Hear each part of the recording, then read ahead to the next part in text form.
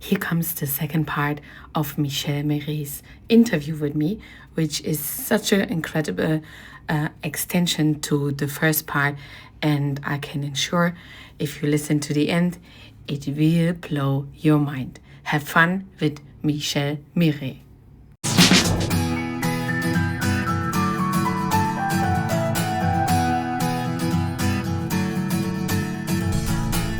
Who wants to go fast goes alone. Who wants to go far goes together. How much this resonates with you, looking at your own journey, letting so many people go out of your environment that didn't want to continue the journey with you, has been, wow. You have my full respect for having that trust, that gut feeling, trust, and this courage of letting people go. This is wow. With your background of history, that's why I wanted to know how this quote resonates with you. Like 100%, actually. Why? It depends who you do it with. So let's say if I would be still with these old people, they would actually slow me down. So I had to let them go and go for a while alone, right? And now I'm with the right people. But I also see like I'm outgrowing where I am right now because I have people with different stages. They're That's like, oh my why God. the rebranding and people, oh my God, I want to make more money or get my first client, and I love to help them. I really enjoy it, but it takes a lot of my energy, and I'm not, able to work on bigger things that really make a big impact. For example, and so it's just constantly evolving yourself and. What I spoke on stage is shifting environment. Even now, the stage where I'm in, I'm growing. And even now, there's a few people in my personal life probably I will need to let go of. And it's very painful. And it comes with grief as well. And yeah, it's sad. But I do think like as entrepreneurs, you grow a lot. And you need to just like reflect every year at least. Like, okay, who are the people that I spent the most time with? And am I the smartest in the room, or am I the one that needs to learn the most? And once you're the smartest in the room, it's time to shift the room. Yeah. So I had that now multiple times in my own community, and then I'm like hosting the sessions, and then people, oh my God, I'll get my first client, or how can I? I'm like, oh, I'm very beyond that, stage, and I want to help them, but it just keeps me back. So I think. What you can do then as an entrepreneur is like still serve them, but then not with your time, right? So like with other products and services, or with your team, with your community management.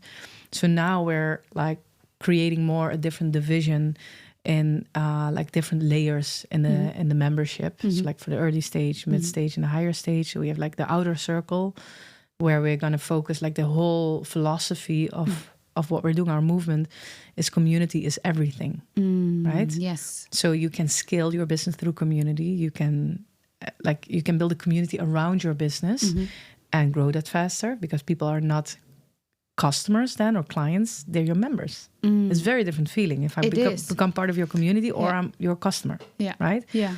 It's the same, but it's different how you treat and package them.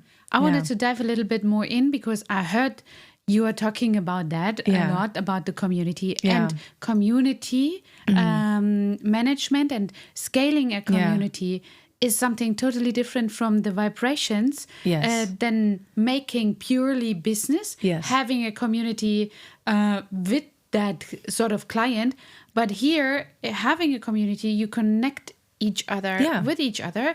You have your tribe that is actually defining the energy for the business itself and within. I wanted to a little bit pick your brain. What are the secrets behind that? Because I find it very hard to build a community that is interactive. I don't have any problems of, collecting people together, bring them first and second step, into the motion but leaving and keeping that level of energy. So it is something that comes within of the community. It is so hard because I find it very common that the community is starting to gossip within somehow, and then it's just like self-diluting, and tell us a little bit. What are your secrets about community management and scaling a community? Culture. Yeah, setting the right culture, like set the vision for the community, but also protecting the culture, saying, okay, this is how we deal with each other in the community.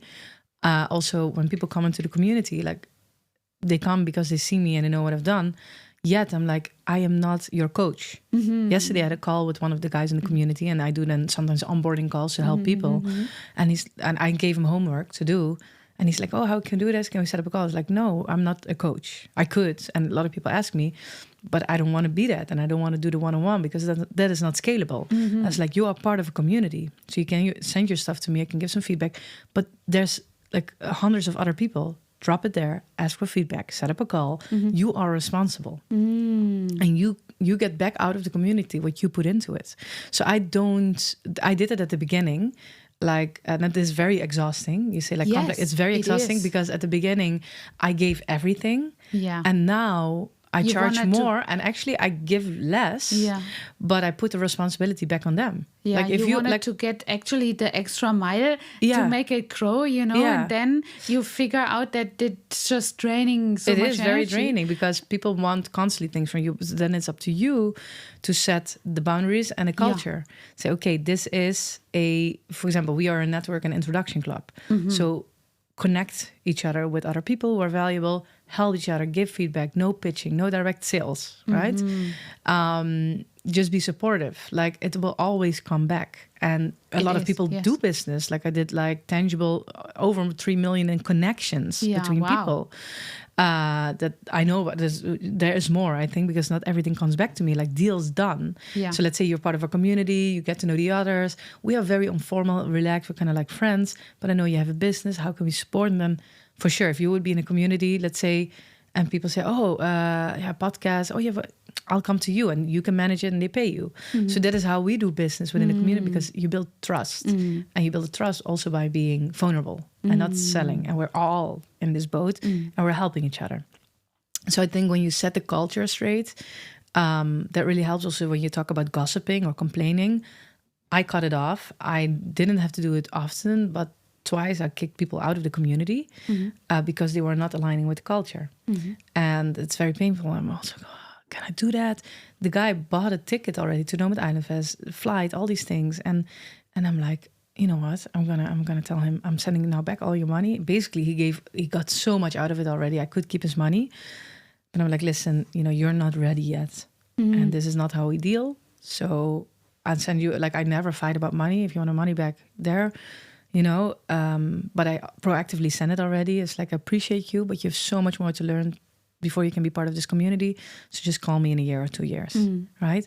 So, and then other people see that as well. So without blaming them or making them look bad, it's like, okay, he still needs to grow, right? And if you want to be in a certain space, there are certain codes that you need to, fulfill and need to keep yourself to.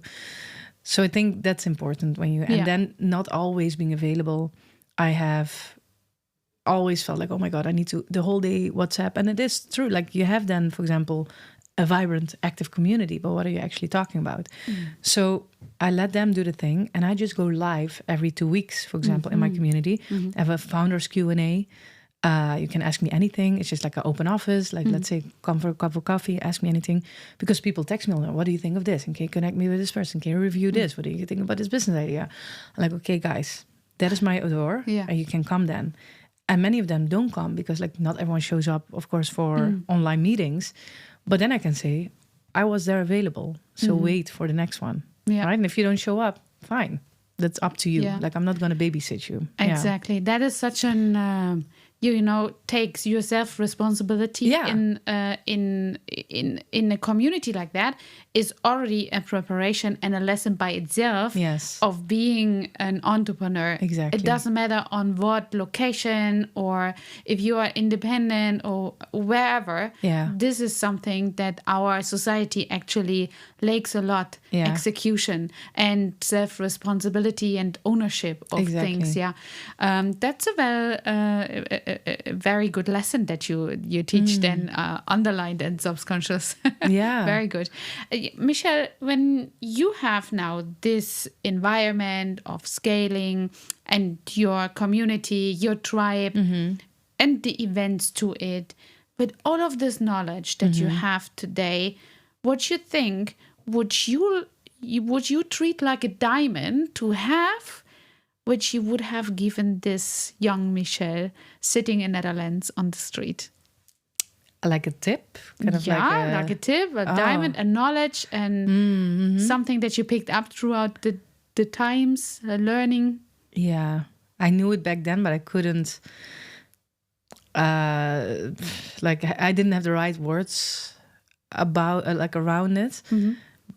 Environment is everything, girl. If you want to grow, change your setting, because you don't know yet what is out there. Every time there's always a higher level to go, and just see the world and your life as play. I see it as a big game. It's like a Grand Theft Auto, the video game. You can jump on the top of a car. You can now ring the bell. I can walk out of this interview and go to the next door and start a conversation with the business there. My whole life could change. Yes. And you can every day take decisions like that. So the world is full of doors that you can't see behind connections, and have as many as possible, because those can teach you the most and open sides about yourself that you were not aware of. So be just very, very thoughtful where you spend your time and with who you spend your time. Yeah, very good. A lot of people always ask me, Angela, why Dubai and why is it so different? And that's how I exactly explain it. It's the environment. And why is the environment different? Is because all of the people are taking their own ownership, from the cleaner to the Kareem driver to the delivery man to the millionaire. They take ownership of what they wanted to achieve, and then they execute. And this is something that makes this town, firstly, so high vibrating, so positive. In the end, also very fast. That's what we experience somehow. The days you can bend time in this city somehow, and that is a result of environment, where in Europe everybody is complaining, not leaving the comfort zone and trying to keep into a certain pattern. It's comfortable there, and to also please others a lot. And I found this so amazing when you explained that you had none and nowhere the point of where you had the nudge of pleasing others or going out to repair others. There are different people, and I work a lot with human design with my clients, and a lot of people, they have this pattern to go out and repair others, where you have to realize you cannot repair others. You have to get your own boundaries. And I think you did that in a great, in your whole life path that you said. You saw what not worked for you, and what where you don't want it to be, and that's where you got your way out, and that's something so beautiful. Michelle, when you would hear the news today, and they say Earth is evacuated and we have to leave to the moon, and there's only one book you could take with you, which book you would take with you? It depends what kind of world is on the moon. What kind of we only could live on the moon. It's livable on the moon, and you have to leave everything behind, but you can take one book. Which one would that be? In that context, I would say The Power of Now. The Power of Now. Of Very Eckhart Tolle. Yes. Because I like certain books about business and money. But if on the moon, that economy and that world doesn't exist, and we sit on the moon, then be in the present. Do you know there is a building, a real estate? It's called Aiwa. I don't know if you have ever I've been heard. there. And they're building up a library where all entrepreneurs are have actually placed their book, they would take. I love and that. That is something so beautiful. Yeah, I love that. Yeah. That's something insightful. Thank you for this interview. Thank you so much. And I wanted to let our community a little bit know about you. Put everything under the show notes and get everybody connected who wants to be independent as you. Thank you for being here. I appreciate you so much. Great work. Thank you well, as you say in... Dank je. Thank you. Okay, good.